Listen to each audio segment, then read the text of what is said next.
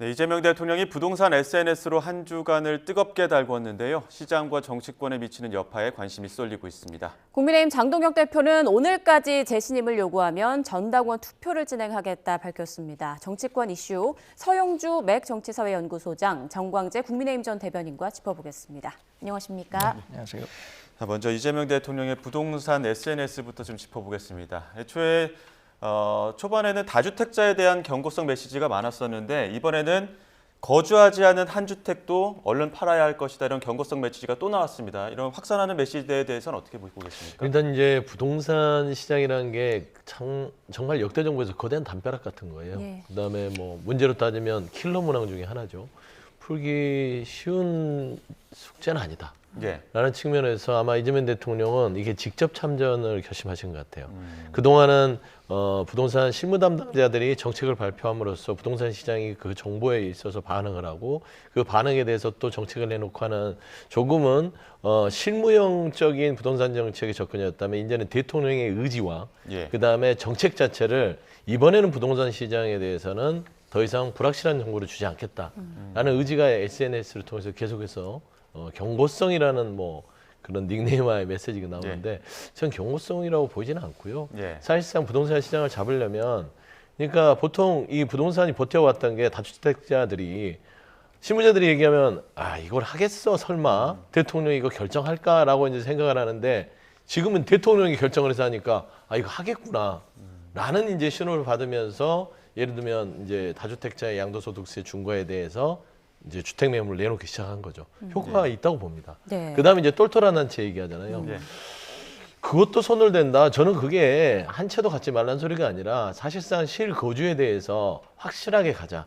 살지도 않으면서 한 채가 있다 하더라도 그게 투기성 수요라고 하면 그 자체도 용인하지 않겠다. 그런 얘기라서 힘든 싸움을 대통령께서 하고 계시는데 저는 현재까지는 전체적으로 국민 여론도 그렇고 부동산 시장이 움직이는 거를 보더라도 나쁘지 않은 결과들을 도출하고 있어서 나름대로 역대 정부에서 비교했을 땐 가장 실효성 있는 실용적인 부동산 정책을 지금 추진하고 있다. 좀 평가하고 싶습니다. 네, 긍정적인 평가를 해주셨는데 이런 가운데 고위직 셋 중 하나가 다주택자다 이런 보도가 있습니다. 주로 강남 3구에 집을 보유하고 있다는 분석이 나오고 있어요. 그런데 정책의 신뢰도를 높이려면 고위직부터 다주택을 좀 처분해야 하지 않느냐 이런 목소리가 나오고 있는데 실제로 현실이 될까요? 일반적으로 그 보통의 국민들과 고위직 공무원들로 나눠서 구분한다면 고위직 공무원들이 다주택이 될 가능성은 높다고 봐야겠죠. 그런데 이렇게 비율이 크게 차이가 날 줄은 몰랐는데 어쨌든 뭐 지금 현 정부의 기조가 고위직 또 뭐 대통령실 청와대에서 일하는 사람부터 다주택 문제 해소하라고 하니까 울며 겨자 먹기 식으로 집을 팔아야겠다라고 생각하는 분들이 있을지는 모르겠습니다. 그러나 그 정도의 물량 가지고 과연 부동산 시장에 안정을 가져올 수 있을 것인가에 대해서는 의문을 제기하는 사람들이 많고요. 저는 세금으로 시장 잡겠다. 이거 역대 정부에서 가장 부동산 시장이 어려울 때마다 손쉽게 내놓을 수 있는 카드라고 생각하지만 그러나 한 번도 시장에서 성공하지 못했다는 점은 유념해야 할 겁니다. 또 하나 이 1주택자들에 대해서 투기성 1주택자들도 집 팔아라 이렇게 얘기를 하고 있는데 경고성 메시지가 아니라 거의 협박성 메시지로 읽혀요. 근데 이 1주택자라고 하는 사람들에 대해서 칼로 무 자르듯이 어떤 사람은 투기성 1주택자고 어떤 사람은 비투기성 1주택자다 이렇게 나눌 수 있습니까? 이거 정부에서 나눠갖고 너는 보니까 1주택을 갖고 있더라도 투기성이니까 과세 중과하고 그렇지 않은 사람은 주택 세제에 있어서 일부 좀 배려해주겠다라고 하는 자의적인 해석이 가능할지 모르겠습니다. 현실적으로. 예. 근데 일단은 공통적으로 얘기하는 대통령의 메시지는 한 채를 갖고 있던 두 채를 갖고 있던 일단 투기 목적이라면 세제 혜택은 주지 않겠다 이런 메시지를 강경하게 내놓고 있는 상황인데요. 이재명 대통령이 지난달 신년 기자회견에서도 비슷한 이야기를 했습니다. 1주택자라도 투기 목적은 용인하지 않겠다 이렇게 강조했는데요. 당시 목소리 들어보시죠. 우리가 예정하고 있는 선을 벗어나서 사회적인 문제가 될 정도 상황이다라고 하면 당연히 이 세제 수단도 동원해야죠. 자기가 살지도 않으면서 투기용으로 또는 투자용으로 가지고 오랫동안 가지고 있다고 왜 세금 깎아줍니까? 여러분 동의되세요? 주식 같으면은 그 생산재 금융에 도움이 되니까 장기 보유에 대해서 혜택 주는 거는 그건 뭐 고려할 만한데 그리 바람직하지도 않은 투기용 부동산을 오래 가지고 있다고 세금을 깎아준다? 그거 좀 이상한 것 같아요.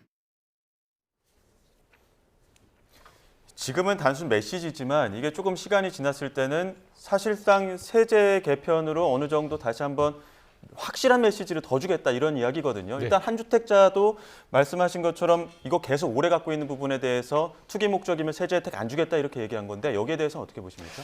국민들이 대통령의 말을 들었을 때 합리적이라고 생각하지 않을까요? 이게 뭐 잘못됐을까요? 그러니까 한 채를 갖고 있다 하더라도 살지도 않으면서 여기가 오를 거니까 그 집을 보유하고 있어요. 근데 오래 갖고 있다고 세제 혜택을 줘요. 세제 혜택이라는 것은 반대로 얘기하면 세금을 더 거둘 수 있거나 아니면 국민이 낸 세금을 그들에게 주는 겁니다. 지금 대통령이 하는 거는 부동산과의 전쟁이 아니에요. 투기와의 전쟁이죠. 이 투기와의 전쟁이라고 해야 되는 것이지 이게 부동산하고 싸우겠다는 프레임은 조금 틀린 말 같고 사실 한 채 부분에 있어서도 그러니까 투기성으로 이거를 어떻게 뭐 가능하느냐 하는데 그건 금방 알 수 있습니다. 여기에 살지 않느냐 뭐 그다음에 어디 다른 곳에 사느냐 이거는 파악하기가 쉽잖아요. 예. 그런 부분들을 파악을 해서 세금도 아끼고 그다음에 투기도 근절하고 저는 대통령이 이런 제안을 하는 것들은 사실 그동안 부동산 시장이 정부의 정책을 비웃듯이 여러 가지의 방식으로 빠져나갔는데 이재명 대통령은 이자차도 저는 용인하지 않겠다라는 거예요. 그래서 저는 이거를 세금으로 부동산을 잡는다라는 그 프레임은 투기를 옹호하는 프레임이다 라고 예. 생각을 하고 다주택자 양도세 중과 부분도 4년이나 계속해서 유예돼 있었습니다. 네. 예. 역대 정부에서 못했던 거예요. 표를 의식해서. 근데 대통령 하잖아요. 선거 앞두고. 이건 뭐냐면 이번에는 반드시 부동산 시장이 버티거나 정책을 교묘하게 빠져나가는 것을 용인하지 않겠다고 하는 것이라서 이 부분에 대해서 대다수의 국민들은 잘하고 있다라고 평가하지 않을까 생각합니다. 네, 말씀하신 대로 이재명 대통령 지방선거를 앞두고 부동산에 연일 강경 메시지를 내고 세제 개편안까지 거론하고 있는데 향후 좀 득실을 따져봐야 될 것 같습니까? 어떤 영향이 있을 거라고 보세요? 이재명 대통령이 표 때문에 다주택자들에 대한 중과 유예 이것을 연장하지 않는 것이 아니라 표 때문에 그거 하는 겁니다. 다주택자는요, 1가구가 2주택 갖고 있는 사람이 전국적으로 230만 명 정도 되고 3주택 갖고 있는 사람들이 한 4, 50만 명 되기 때문에 전체 인구에서 한 300만이 채 안 돼요. 나머지 4,900만 명은 1주택자 또는 무주택자이기 때문에 이런 식으로 나누다 보면 당연히 뭐 여론조사에서도 이런 그 다주택자에 대한 중과세를 유예 중단하는 것 이런 것들에 대한 찬성 여론이 높아지는 거죠. 이것들을 통해서 이 6.3 지방선거 앞으로 다가왔는데 본인들이 일종의 갈라치기를 하고 있다고 생각합니다. 다주택자와 1주택자 또는 무주택자로 나누다 보면 어차피 1주택자, 무주택자들이 훨씬 더 많은 표를 갖고 있다고 생각하지 않겠습니까? 지금 이재명 대통령이 본인이 직접 등판해서 다주택자 문제에 대해서 적극적인 목소리를 내고 있는 것은 오히려 저는 표 계산에 대한 확신이 있기 때문에 이렇게 나서고 있다고 봅니다. 물론 투기성으로 이루어지는 주택 투기 막아야죠. 그러나 전반적인 부동산 시장의 안정을 가져오기 위해서는 이거보다 훨씬 더 민간 부분에 잘 살고 싶은 아파트 이걸 공급하는 것이 우선이지 이런 식의 세금 정책으로 과연 어느 정도나 효과를 내고 또 국민 분열을 일으킬 수 있는지 그런 것들에 대한 부작용도 생각해 봐야 할 거라고 생각합니다. 지방선거를 목전에 둔 상황에서 보자면 이게 과연 여론에 어떤 결과를 미칠까 이 부분이 이제 정치권에서 가장 주목하는 부분이긴 한데 지금 대통령의 양도세 중과 유예 종료에 대해서 잘한 조치다라고 하는 여론이 61%로 나왔고요. 잘못했다는 여론이 27%로 나왔습니다. 이 부분에 대해서는 여론 좀 어떻게 읽어볼 수 있을까요? 그러니까 앞서 얘기했듯이 이제 뭐 표를 의식한 것이다라고 지적을 이제 정광재 대변인 얘기를 했는데 표를 의식한 이런 부동산 투기와의 전쟁 저는 선한 정책 아닌가 싶어요. 그러니까 이게 표를 의식했어도 이게 결과적으로 선한 영향력을 대한민국에 가져온다면 이거는 표도 없고 정책적으로 부동산이나 투기 수요를 잡을 수 있는 결과도 가져오고 얼마나 좋습니까? 그래서 저는 이런 부분에 있어서 국민들이 찬원 조치가 61%가 벌써 이제 호응을 얻고 있다는 것이죠.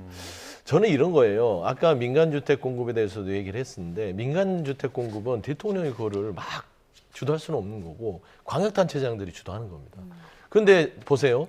결국 이 집값이나 다주택의 문제, 공급 문제를 해결하려면 수도권의 문제로 우리가 국한될 수 있는 것이고 대표적으로 서울이죠. 그다음 경기도, 인천입니다.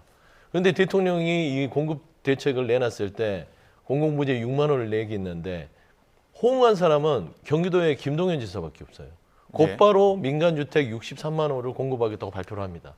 공급에 호응을 하는데 오세훈 시장은 뭐를 했습니까? 아무것도 안 하고 반대 입장을 하고 있는 거잖아요. 그러니까 정부의 정책이 같이 시너지를 내려면 광역단체장들도 같이 힘을 합쳐서 투기 근절이라든지 공급 대책에 좀 발을 맞춰줘야 되는데 그러지 않는 부분이 아쉽고 예. 저는 오세훈 시장도 이걸 보고 있다면 부동산 대책 평가 국민들이 긍정적으로 평가한다는 부분들을 본인도 표를 얻으려면 좀 깊이 각인하시고 정부 정책에 대해서 이건 여야를 떠나서 투기 근절 그다음에 우리 국민들에게 안정적인 부동산을 주는 거는 정치하는 모든 사람의 영혼 아니겠습니까? 저는 그런 부분들을 좀 각별히 유념했으면 좋겠다 그런 말씀드립니다. 네, 대통령 지지율도 MBS 기준으로 6개월 만에 최고치를 나타냈습니다. 63%가 긍정 답변을 했고요. 자, 이것도 부동산 메시지의 영향이라고 보십니까? 말씀드린 것처럼 소수와 다수로 나눠서 다수가 원하는 식의 정책을 내놓는 것 당연히 민심이 호응할 수 있죠. 그러나 그것이 갖고 올 수 있는 부작용에 대해서 생각해야 한다는 것이고 이게 정말로 다수만을 위한 정책을 계속해서 내놓다 보면 그게 포퓰리즘으로 가는 겁니다. 뭐 지난번에 했었던 민생지원금이라든가 이런 거 다 여론 따져보면은 훨씬 더 찬성하는 여론이 많을 겁니다. 그러나 그것이 장기적으로 미래 세대와 대한민국에 도움이 되는가 이런 부분에 대해서도 깊게 생각해야지 지금 당장 다주택자에 대해서는 악마화 시켜서 이 사람들에 대해서 세제 중과하겠다는데 왜 불만의 목소리를 내겠느냐 이렇게 얘기한다면 안 된다는 거죠.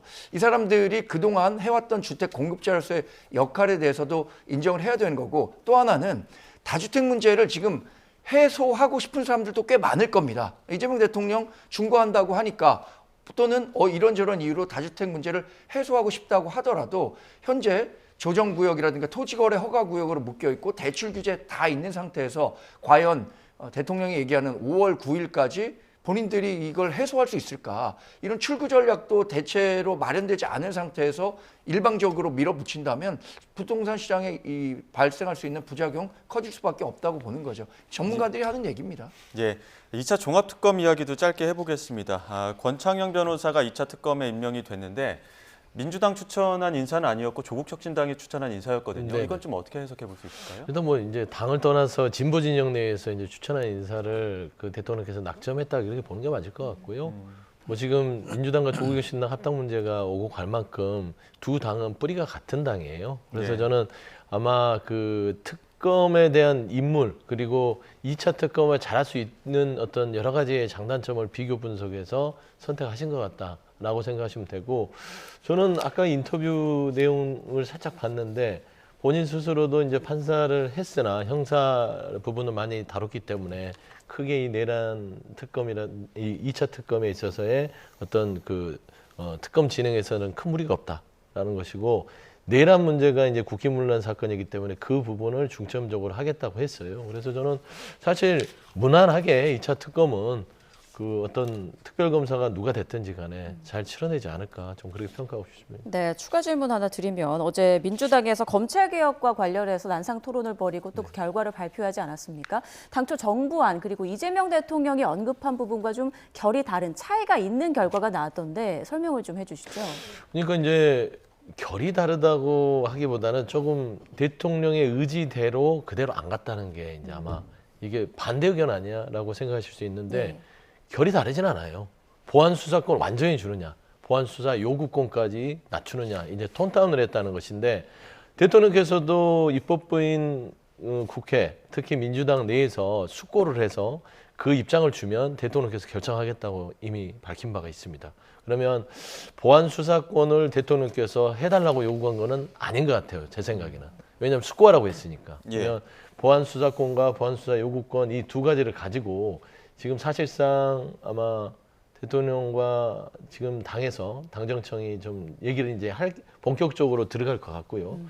그다음에 뭐 공소청장 명칭 부분에 있어서도 사실 크게 이견은 없을 것 같아요. 검찰총장이냐 공소청장이냐 당과 이제 대통령 입장이 다를 수 있으나 예. 이것도 조율이 가능합니다. 검찰총장이면 어떻고 공소청장이면 어떻냐라는 예. 의견들도 있어요. 그래서 저는 사실상 큰 이견은 아니고 이제 각자의 다른 시각을 가지고 당정청에서 어떤 결과를 낼지 한번 지켜보는 게 좋지 않을까 생각합니다. 예. 장동혁 대표 이야기도 좀 해보겠습니다. 장동혁 대표가 어제도 홍익표 정무수석 만나서 영수회담 다시 한번 제안했는데 이거는 영수회담 가능성에 대해서는 지금 국민의힘 당내에서도 어떻게 좀 해석하는 이야기에 다를 것 같은데요. 그래서 뭐 영수회담에 대한 그 카드는 예. 청와대에서 갖고 있는 거죠. 이재명 대통령이 적극적으로 임하겠다라는 태도를 보인다면 영수회담이 성사되겠지만 지금까지 보인 모습만 놓고 보면 여야 회담부터 먼저 하라는 거 아닙니까? 그런데 예. 이재명 대통령이 본인이 민주당 대표 시절에 당시에 윤석열 전 대통령에 대해서 끊임없이 영수회담 요청했었습니다. 그거 받아들여지지 않으니까 정치적으로 공격하고 그런데 그런 모습들에 대해서 불과 한 2년이 지난 후에 자신이 대통령이 된 다음에 이렇게 영수회담에 인색한 걸 보면 글쎄 뭐 자리가 바뀌니까 태도도 완전히 바뀌는 것 같아서 상당히 아쉽습니다. 장동혁 대표가 영수회담 요청하는 것은 이번 특검과 관련해서 대통령에게 직접 요구하겠다는 거잖아요. 지금 민주당이 그 여야 회담을 통해서는 전혀 움직이지 않으니까 대통령이 결정을 내려달라는 메시지를 정확하게 전달하기 위함인데 이런 부분에 대해서도 결국에는 이재명 대통령도 본인에게 부담이 될 것 같은 야당의 요구는 전혀 받아들이지 않고 그거 국회에서 해결하라 이런 식으로 밀어두는 것 같은데 이렇게 되면 국정을 제대로 운영하고 있다라는 평가받기 어려울 거라고 생각합니다. 네, 예. 박지원 의원은 대통령이 영수회담을 받아줬으면 좋겠다면서 생중계까지 제안을 했는데 네. 동의하는 부분이 있으신가요? 저는 좀 반대로 생각하고 있죠. 지금 장동혁 대표가 제안하는 영수회담은 본인의 정치적인 당내 상황을 탈출하기 위한 하나의 또 그냥 정치적인 재료거든요. 근데 뭘 영수회담을 거기에 응해줍니까? 장동혁 대표의 정말 이해할 수 없는 당 운영에 들러리를 대통령이 쓸 이유가 하등이 없다. 저는 대통령실이 여야 대표끼리 먼저 만나는 게 순서라고 하는 게 ABC예요. 특검 주장한다는 거잖아요. 근데 정치권에서 풀어야 할 문제지 특검이 대통령이 할 문제는 아니잖아요. 옛날 윤석열 정부 생각하는 거예요. 윤석열 정부에서는 대통령이 정부 여당, 집권 여당을 흔들고 마음대로 뭐 특검을 관철시켜라, 뭐 이렇게 해라, 당대표도 내가 한 사람 만들어야 된다 이런 시절을 하다 보니까 대통령이 마치 특검의 모든 결정권을 갖고 있다고 생각했는데 그렇지 않잖아요. 이재명 정부는요. 입법부 행정부를 철저히 분리했습니다. 그러니까 결국에 특검 문제도 지난번에 단식할 때도 이거 원내대표 사안인데 장동혁 대표가 본인의 여러 가지 한동훈 전 대표의 어떤 제명, 그다음에 윤석열 전 대통령에 대한 사형 구형 이런 부분에 있어서 탈출하게 단식을 했다고 저는 보는 거예요. 이번에도 마찬가지입니다. 그래서 이 영수회담이 순수하지 못하고 불순한 의도가 있기 때문에 이거는 청와대가 받아서는 안 된다. 어느 적절한 시점이 된다면 받을 수는 있겠으나 지금은 이 영수회담은 정말 국정을 걱정해서 하는 영수회담이 아니기 때문에 본인 정치를 위한 부분들을 들러리 쓰지 말라고 저는 말씀드리고 싶고 두 번째 이재명 정부가 그 야당 시절에는 그렇게 영수회담 했는데 입장이 바뀌니까 야박하다 하는데 이재명 정부만큼 야당에 손을 내미는 정부 어디 있습니까? 다 기억하시잖아요. 밥 먹자, 만나자, 오시오. 안 온 사람들이 야당이에요. 그래서 저는 장동혁 대표가 괜한 영수회담에 꼼수를 부리지 말고 정청래 대표한테 먼저 만나자고 해서 특검 문제를 얘기하고 그게 안 되면 여야 대표가 대통령을 찾아가는 이런 방식이 가장 상식적일 것이다. 예. 그런 말씀입니다. 국민의힘 당내 상황을 조금 더 들여다보겠습니다. 지금 장동혁 대표가 오늘까지 자신에 대한 재신임이나 사퇴 요구가 있으면 이를 전당원 투표에 붙이겠다 이렇게 말하기도 했는데 대신 사퇴 요구를 할 때 의원직을 걸라고 반격에 나서기도 했습니다. 이에 대한 당내 반응 들어보시죠. 당원들의 주류적인 여론 내지 대부분의 여론이 당 지도부를 지금 흔들면 안 된다. 당대표를 중심으로 뭉쳐서 단일 대우를 형성해달라고 요구하는 분들이 굉장히 많습니다. 이런 상황에서 당대표가 신임 투표를 실제로 요구를 한다면 아마 압도적인 표차로 당대표의 재신임이 결정될 것이라고 저는 확신하고 있습니다. 네. 그런데 그 신임 투표를 요구한다면 만약 그런 결과가 나온다면 그런 요구를 한 분의 정치적인 명운까지 걸고 해봐라. 그런 정도의 자신감과 함께 지금 당대표 사퇴나 또는 당대표의 재신임을 요구하는 분들에 대한 그런 경고가 아닌가 생각합니다. 정치를 하라고 했더니 이 포커판을 만들어버리는 복합판을 만들었나요? 당대표의 인식 수준, 자해 정치 수준에 예. 최소한의 기대마저도 물거품이 되는 것 같아서 굉장히 안타까웠고요. 당 지도부는 이미 계산을 끝난 것 같다. 재심의 투표를 하게 되면 무조건 유임이다. 이렇게 보는 시각들이 있더라고요. 만약 정말 장동혁 대표라든지 본인들께서 지금 지도부가 윤 어게인 하는 거에 있어서 많은 당원들이 가입했다라고 생각하신다면 그거야말로 대단한 착각인 거죠. 그 장동혁 의원께서 직을 걸고 싶으면 지역구 주민들한테 물어보시라고 하고요. 당직과 이 공직에 대한 개념이 없는 것 같아서 좀 안타깝고요. 예. 저희는 뭐 정치적 승부수를 던졌다 이런 이야기도 하던데 어떤 정치적인 승부수라고 보십니까? 지금 장동혁 대표 지도 체제에 대한 흔들기라고 평가를 하고 있는 것 같아요. 그러니까 한동훈 전 대표를 제명한 것을 두고 당내에서 어쨌든 장동혁 대표의 리더십을 확고히 하겠다. 그리고 이번 6.3 지방선거와 선거 결과가 상관없이 그 선거가 끝난 후에도 당내 주도권 갖고 가겠다라는 생각을 하고 있다라고 평가를 하고 있는 것 같습니다. 실제로 저도 뭐 그 대표직을 걸고 당 대표를 사퇴했던 분들에 대해서 그러면 나도 당 대표직과 의원직을 걸 테니 본인들도 정치적인 운명을 걸어라 이렇게 얘기하는 것은 합리적이고 바람직한 태도는 아니라고 생각합니다.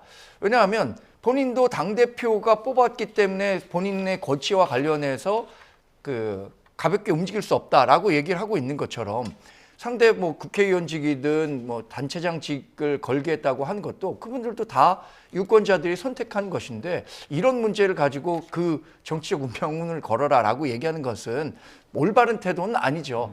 저는 많은 사람들이 비판적인 얘기는 할 수 있다고 생각합니다. 그러나 그 비판을 하는 대가로 본인의 어떤 정치적인 배경을 걸라고 한다면 앞으로 국정 운영이든 당대표의 당 운영과 관련해서든 누가 입 바른 얘기, 본인이 생각하는 얘기를 할 수 있겠습니까? 결국엔 이런 그 태도가 당내에서 자신의 반대하는 사람들의 목소리를 다 억누르기 위한 것 아니냐라고 의심을 살 수밖에 없기 때문에 이런 식의 그 당 운영 과정은 비판받을 여지가 충분하다고 생각합니다. 네, 자, 오세훈 시장은 실망스럽다, 공인의 자세가 아니다라고 비판을 하면서도 직을 걸겠다는 말은 하지 않았습니다. 이를 두고 언론에서는 15년 전 정치적 트라우마를 직격했다 이렇게 표현하기도 하던데요. 어떻게 보셨습니까? 아니 근데 이건 너무나 당연한 얘기죠. 예. 지금 그 오세훈 서울시장이 시장으로서 임기도 한 3, 4개월밖에 남지 않았는데 근데 이 그 자신을 비판하는 것에 대해서 아까 말씀드린 것처럼 그럼 본인도 직을 걸어라 이렇게 얘기한다면 정치가 일종의 희화화되지 않겠습니까? 오세훈 시장으로서도 뭐 실망스럽다는 내용밖에 얘기할 만한 게 없었을 거라고 생각합니다. 결국에는 오세훈 시장은 그 이제 그 선거를 앞두고 당내에서의 경선이든 또 6.3 지방선거든 유권자들과 당원들로부터 평가를 받게 될 겁니다. 그 부분 지켜보시면 될 것 같습니다. 애초에 이런 부분들도 다 계산에 있었다라는 비판들도 나오고 있던데요. 네. 어떻게 보십니까? 일단 뭐 재신임 투표에 대한 대응 방식들은 전략적으로 세워놨겠죠. 근데 사실 한 서너 가지가 아쉬운 부분이 첫 번째는 역시 윤 어게인 당답다. 입틀막이잖아요. 예. 직을 걸어라는 것. 당신들 직 걸 자신 없으면 조용히 있어 이거거든요. 나한테 재신임 묻지 마. 당대표에 대한 재신임에 대한 요구는 아마 여러 가지 뭐 한동훈 전 대표에 대한 제명도 있겠으나 결국엔 지방선거를 이체적으로 치를 수 있느냐. 당원들이 걱정하고 있다. 한번 물어보자. 이 얘기예요. 그러면은 이 내부에서 숙고를 한 다음에 이거를 그러면 한번 재신임을 물어보고 제가 정치적 책임을 질 것 같으면 지겠다. 예. 아니 그렇지만 결과가 당원들이 나를 신임해주면 나를 믿고 지방선거를 좀 따라달라. 이렇게 가는 게 정상적이잖아요. 의원직 걸어. 이거는 아니 시장에서 무슨 화투판에 의원직을 판돈처럼 거는 거잖아요. 저는 이게 공직 마인드가 바닥이라는 겁니다. 의원직이 본인들 겁니까? 유권자인 국민이 위임해 준 거잖아요. 의원직은 본인들 마음대로 걸고 파는 게 아니잖아요. 그러면 이런 국민의 것인 의원직을 본인들의 정치적 수단을 가지고 뭔가 판돈으로 활용한다는 자체가 국민의힘 수준 자체가 굉장히 그 밑바닥을 기고 있다는 측면에서는 이런 상태에서 어떻게 지선을 칠 수 있을까? 그래서 저는 뭐 장애 정면 돌파 지선 승리로 열매 맺자 전신 승리하고 있다고 봅니다. 네, 이제 장동혁 대표가 재신임을 제시해라라고 했던 시한이 이제 오늘까지인데 아직까지는 나서는 인사가 없는 것 같거든요. 앞으로 나올 가능성이 있을까요? 아니 말씀드린 것처럼 그 직의 무게에 대해서 충분히 인식하고 있는 사람들이 어떻게 그것에 응해서 도박판에 응하듯이 그러면 받고 콜 내가 더 배팅 더 하겠어 이렇게 할 수 있겠습니까? 그러니까 이거 자체가 지금 소 소장님 말씀하신 것처럼 당내에서 비판의 목소리를 누르겠다는 의도밖에로는 읽히지가 않는 거예요. 사실 당 대표든 대통령이든 그 자리에 가게 되면 비판받는 자리에 가게 되는 겁니다.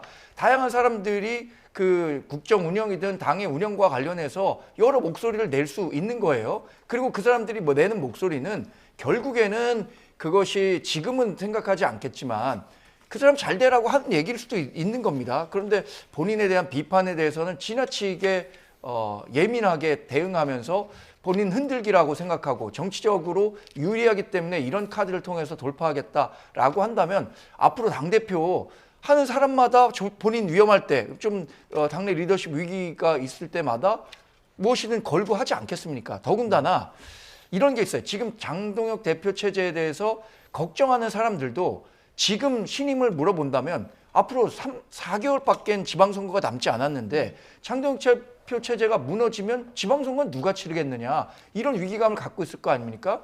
근데 그런 위기감까지 본인에 대한 모두 그 신임을 하고 있다, 지지다 이렇게 판단하면 안 되는 거죠. 예, 지금 국민의힘에서 또 친한계에 대한 어떤 전선이 확대되는 모습도 있는데 배현진 의원을 윤리위에 제소했거든요. 이거는 어떤 사유로 제소한 겁니까? 저는 뭐 제소와 관련해서는 누구든 할 수 있다고 생각합니다. 과연 윤리위원회가 이 제소 안건을 두고 실제로 윤리위원회를 구성해서 안건으로 다루고 배현진 의원에게 징계를 하느냐 이게 관건이라고 보거든요. 배현진 의원을 제소한 분이 서울시당의 당협위원장으로 알고 있습니다. 예. 그런데 그동안 정치적인 지향점은 좀 달랐던 것 같아요. 당에서.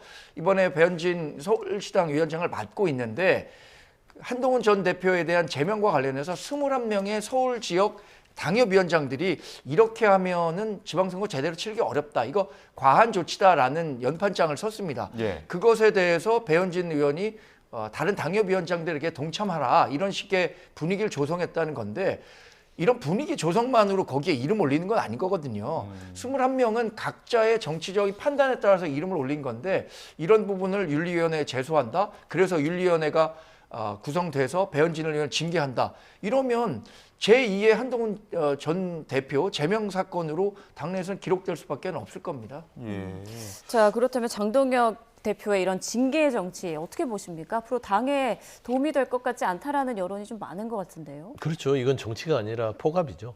사실 정치라는 것들은 사실 다른 의견이 있을 때 그 의견을 맞서서 토론하고 수기 과정을 거쳐서 내가 틀렸다면 그 부분을 받아들이고 내 의견이 맞다면 그를 설득하면서 가는 게 정치의 모습인데 반대 의견 한다고 너 나가 안 나가면 잘라버려 이건 정치가 아니잖아요.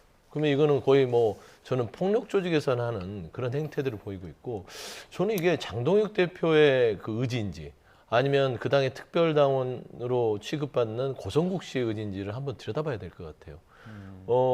그 보수 영역에서 아주 나름대로 인지도가 있고 스피커로서 역할하는 고성국 씨가 입당하면서 고성국 씨 그 유튜브를 보면 그가 말한 대로 당이 돌아가요. 한동훈 잘라야 된다 하니까 한동훈 잘라내고 그 다음에 배현진 그다음에 누구죠? 정성국 의원 이 제명하고 징계 조치해야 된다. 친한계 다 드러내야 된다. 이렇게 얘기를 하면 그게 그대로 이루어진단 말이에요. 그러면 이게 과연 어떤 보수 유튜버의 말을 듣고 당에서 이런 포갑적인 행태들을 치른다면 이건 헌법에서 얘기하는 민주적 절차에 따라서 운영되는 정당으로 보기 힘들잖아요.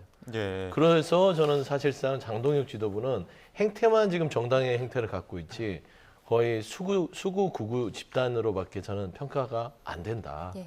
저는 이 부분에 대해서는 한번 그 보수 진영 내에서도 아주 진지한 고민이 있어야 된다고 생각합니다. 민주당 이야기도 해보겠습니다. 그 혁신당과의 그 합당을 두고 여러 가지 이야기들 설왕설래가 나오는 가운데 대외비 문건이 공개가 됐습니다. 단계별로 시기별로 합당하는 절차들을 자세히 적어놓은 문건이었는데 이게 갑자기 나오다 보니까 다시 한번 여러 가지 비난들이 나오고 있거든요. 어떻게 좀 바라보고 계십니까? 그러니까 이제 합당에 대한 이견이 민주당 내에서 지금 분명히 존재합니다. 그것도 꽤 큰 마찰로 들리죠. 합당이 쉬운 건 아니에요. 당대당 합치는 거기 때문에. 그래서 어느 정도의 진통은 예상은 했으나 이 대비 문건을 가지고 비판하는 것은 억지로 좀 비판하는 억까한 분위기가 있어요. 아니 뭐 지금 정광재 대변인도 앞에 계시지만 정당 생활하거나 회사 생활 해본 사람은 어떤 큰 이벤트를 앞두고 미리 실무자들이 스케줄을 짜놨습니다. 갑자기 합당이 되면 그때 부랴부랴 짤까요? 그렇지 않거든요. 예. 스케줄을 짜서 이런 방식으로 우리가 이 합당의 논의를 해보자라는 어떤 문건을 하는 것이고 이게 아직 최종에 이르지 않았기 때문에 대외비로 붙이는 거예요. 예. 뭐 이게 이상한 건가요? 아니잖아요. 그다음에 특히나 정당에서는 지방선거를 앞두고 있어요. 그러면 지방선거 스케줄과 합당이 어느 정도 잘 맞물려야 합당 이후에 지방선거에 나올 사람들을 잘 이렇게 가려서 출마시킬 수 있는 거기 때문에 이거는 아주 세부적으로 실무진이 준비를 한 거라서 뭐 비판할 게 뭐 있나 저는 싶어서 이렇게 억지로 까는 것들은 좀 안 했으면 좋겠다.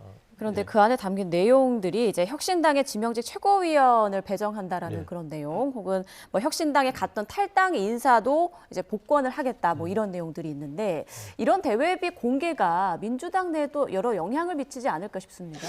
그러니까 대비 공개 자체에 대해서 비판의 영역을 찾으려면 찾을 수는 있겠으나 민주당 입장에서는 좋죠.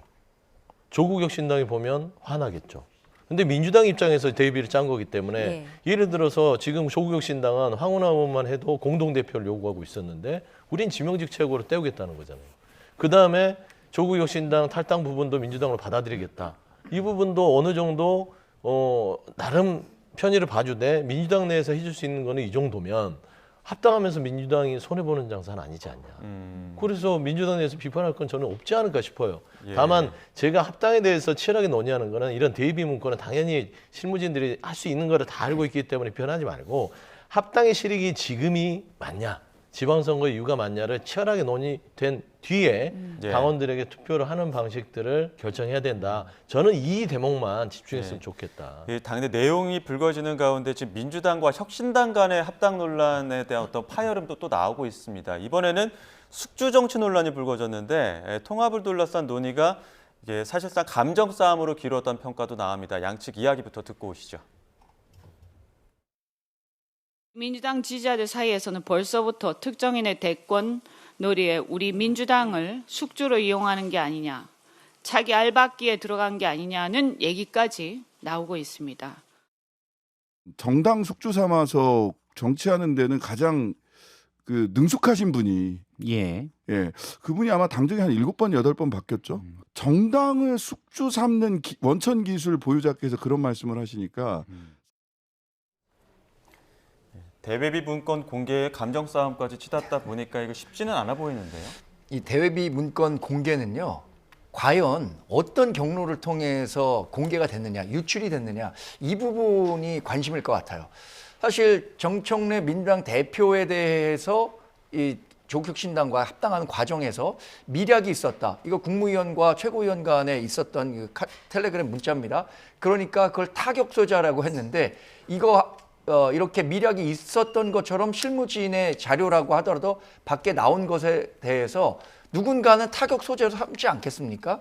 그래서 이것은 이 문건 자체는 당연히 실무적으로 어떤 식으로 이루어져야 한다라고 검토할 수 있다고 생각하는데 이걸 갖고 공격하려고 하는 사람들이 있으니까 그게 이제 민주당과 조국혁신당의 합당 과정에서는 더 큰 문제가 되는 거죠. 더구나 지금 그 민주당 내에서는 여러 이야기가 있단 말이에요. 조국혁신당과 과연 이 시기에 어떤 방식으로든 합치는 게 옳은 것이냐라고 이야기하는 사람들이 있는데 그 중심에 이현주 최고위원이 있는 거고요. 근데 이현주 최고위원이 한 얘기에 대해서 지금 신장식 의원이 하는 얘기는 너무나 당연한 이야기일 것 같아요. 아니 그리고 조국혁신당은 지금 좀 황당할 겁니다. 본인들이 합당하자고 해서 우리들은 자체적으로 좀 검토를 하고 있는데 오히려 합당을 제안한 쪽에서 조국혁신당에 대해서 받아들일 수 없다라는 식으로 가니까 이 감정적으로 더 불거질 수밖에 없는 문제고 저는 최근까지만 하더라도 이런 잡음이 있다고 하더라도 두 정당이 합치는 것은 시간 문제라고 봤거든요. 네. 근데 지금과 같은 분위기에서는 전당원 투표로 민주당이 의견을 물어본다고 하더라도 과연 정청래 당대표가 원하는 수준의 찬성을 이끌어낼 수 있을 것인가 이런 부분에 대해서 걱정 안 할 수가 없게 됐겠다 이렇게 평가합니다. 네, 조국 대표도 당 작다고 자존심도 없다, 민주당 예의 없다라고 말을 하기도 했는데 앞으로 당 합당이 좀 순조롭게 이루어질 수 있을까요? 어떻게 예상하세요? 그러니까 이제 혼사를 앞두고 사돈들끼리 말을 조심해야 돼요. 예. 예, 그러니까 당사자들은 말할 것도 없지만 사돈들이 서로 집안 험담하면 파혼에 이르게 마련입니다. 그래서 저는 이제 합당의 이 지금의 시기적절한 거에 대한 질문에 지금 각 당이 예민하게 반응하는데 전 조국 대표가 참전 안 했으면 좋겠어요. 본인은 가만히 있어야 돼요. 안 그러면은 이게 산으로 갈 수 있다. 민주당 내에서 다소 거치긴 해요. 제가 봐도요. 거친 언사들을 하는 부분들에 있어서는 좀 귀에 거슬리고 기분이 나쁠 수 있으나 큰 줄기에서 본인들이 처음에 합당을 하는 이유가 이 민주당과 진보당 정권이 뭔가 재집권을 하고 지방선거에서 승리를 하기 위해서 우리가 힘을 합친다라고 했으면 그 대의에 집중할 수 있는 메시지를 통해서 좀 국민들한테 명분을 얻어야 되는데 지금 국민들이 보기에는 그냥 자존심 싸움, 사소한 거 가지고 티격태격하는 그런 것처럼 보입니다. 그래서 저는 이 합당 문제가 어떻게 될지는 여러 의견들을 통해서 결정이 되겠으나 최소한 지금 현재까지는 별로 썩 좋아 보이지는 않는다. 그래서 저는 조만간에 이걸 길게 끄지 말고요. 빨리 결정을 해줬으면 좋겠다. 특히 민주당이 결정을 해야 되지 않을까 싶습니다. 예, 알겠습니다. 여기까지 듣겠습니다. 지금까지 서영조 맥정치사회연구소장, 정광재 국민의힘 전 대변인 두 분과 함께했습니다. 고맙습니다. 고맙습니다.